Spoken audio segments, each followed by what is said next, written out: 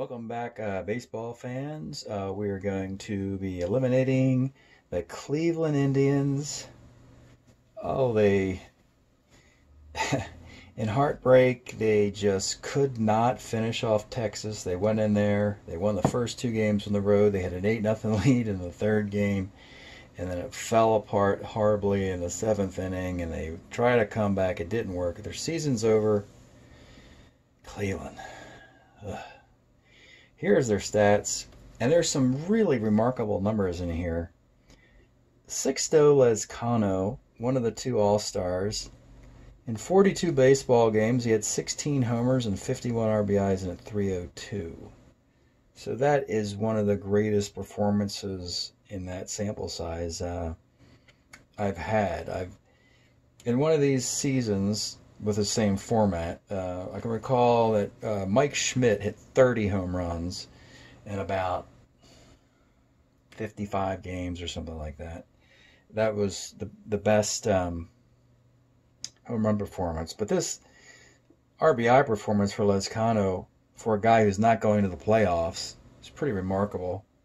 The other performances are in here is the misuse of the Cleveland starting rotation. So Sam McDowell was given 108 innings, and all he could do was basically go 7-6 with a 4.89 ERA. So maybe he shouldn't have pitched so much. Tiant was horrific with a 10.59 ERA, and the guy they should have used more was number 4 starter Ed Whitson. He was 5-0 at the All-Star break, did not go into the All-Star game, and finished 6-1 with a 2.48 ERA. Well, as they say, wait till next year. And here we are with the Cleveland Indians, and let's see what they're going to be doing for next year. So Tony Horton comes back. Alejandro Pena. So the trade that they needed a righty starter and had too many lefties, so they sent Bud Black to Colorado, and Pena had a 3.16 ERA, so that was okay, but his ERA on the year was 2.48. But Rod Scurry's gone, Eddie Watt, Mangori, McDowell, Tiant, Ed Whitson. Great little swan song there, Ed. That was a fine year in his final year in '84, where he was actually 14-8. But Tommy Herr's gone, Fred Stanley, Julio Franco, and of course the great Terry Francona Montreal Expo card in '84 where he hit 346 is gone. Wolford's gone, and there it is, Sixto Lezcano. Guess the team he did this for. Was it Milwaukee? No. Was it San Diego? No. It was the Phillies in '84. So that's the 8 guys removed for Cleveland. Let's see if any of these guys were around in '72. Lezcano, no.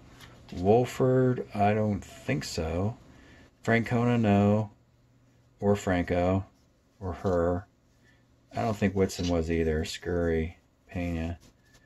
I'll check on Whitson and Wolford, but I don't think any of these guys are available in '72. So, for Cleveland, this is what they're going to look like next year. They've got a nice little blend, 7 hitters and 5 pitchers.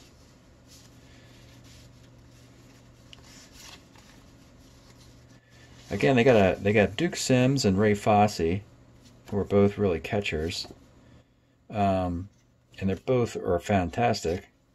There's a 236 card for Duke Sims, but when you look at the power and the ability to hit left-handed, he played a lot of outfield in this past year. Maybe he should just be DH while Fosse catches. Move Tony Horton to first. Larry Brown's best position is second. Fred Stanley's best position is short. And you have 2 outfielders, Pinson and Cardinale. So it's okay. What you have to do in this case would really be to find a third baseman, because these 2 guys platooned at third, and they're not that good. You really want a better third baseman than that. And an outfielder. As far as the pitching goes, McDowell and Tiant will come back. Though you may want to think of replacing Tiant with a better Tiant, because this one's not very good. And the bullpen is fine. Hargan's a starter 8 and he's in the bullpen, so he could easily go into the rotation if you want and have Watt and Mingori hold up the back end. You have the 2 lefties, Mingori and McDowell, so you really just need 1 lefty, either in starter or relief. Not a whole lot to worry about for Cleveland as far as getting a roster assembled. And let's see what their options are. Okay, so here are the 72 Cleveland Indians, and none of these 4 years are they particularly good. Now, player-wise, though, you have Gaylord Perry. Wow. He's currently on the Giants, so he hasn't gotten to Cleveland yet. And I don't think the Giants are ready to let him go anytime soon. Because Gaylord Perry had a 1.92 ERA for Cleveland in 72. Eventually, San Fran, you're going to have to give him up in some blockbuster deal, but probably now is not the time. Nettles, sorry about it. He's already on the Yankees. Dick Tidrow. How about that? I think this might be his rookie year, I want to guess. 2.77 ERA in 237 innings. I think he's in the rotation. I think it'd be a great pick. Frank Duffy, he's more of a shortstop. He's not that great. They already have Fred Stanley. Steve Dunning, he's okay. We need 1 lefty, if we can find him. Fosse's there. Buddy Bell, wow. I'm going to guess that, is that his rookie year? Buddy Bell played right field for him. Well, funny thing about this is, Buddy Bell's currently the property of the Texas Rangers. However, I could see, at least at this point, Cleveland making a deal to bring him to Cleveland and let him play right field for a bit and then move him over to third base. So that kind of makes some sense.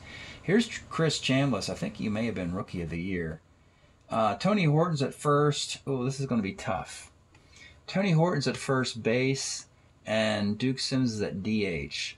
So it's going to be hard to justify another one of those corner DH types, though Chambliss has excellent numbers. And Tommy McGraw, who I think is on a different team right now. Okay, let's go back to 71. Sam Madam Mingori. Ray Lamb. I think he's in the bullpen.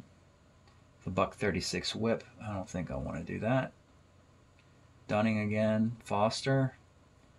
Pasquale. Vince Colbert. You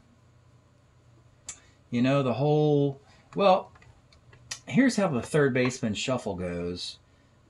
Jerry Kenny is available. That's the Yankee third baseman.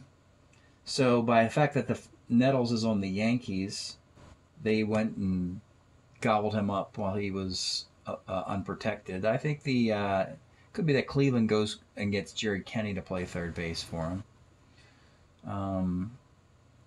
There's no other... Yeah, this is not a very good team either. They won 60 games and finished in 6th. They're a little better in 70. They won 76 games. McDowell, Fosse, Nettles, Hargan they already have. Pinson they have. Rich Hand. $1.25. 6-13. Duke Sims, of course, they have him. Eddie Leon, I think he's more in the middle. He's second base. Third base is Nettles again. So it appears that they, the fact that they don't get to get Greg Nettles is they got to go get and again, Buddy Bell, we mentioned that he's a rookie in 72, so we could go get him now. And there's Tiant in 69. Actually, he's 9-20 with a 3.71 ERA. I don't know if he's been dealt to the Red Sox yet. But you may want to think of moving him out.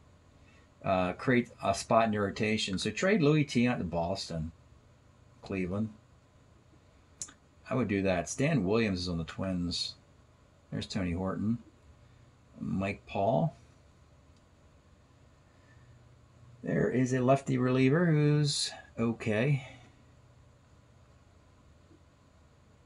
Pizarro's already in the league. Ken Harrelson's in the league. Suarez is in the league. Cardinal. Ellsworth. And you have Hennigan. Max Alvis is a third baseman, not a very good one. You know, another Lou Klimchak was a platoon third baseman with 287, but he's on the Ohio players. Maybe they can make a deal for him. So I think the Tribe is going to have to do some deals in this off season to move some pieces around. And I think you could probably get a lot for Louis Tiant. And though you covet Gaylord Perry, I don't think that you're going to be able to get him away from the Giants quite yet. So that's the story of the Cleveland Indians. Hope you've enjoyed the video. We'll see you next time.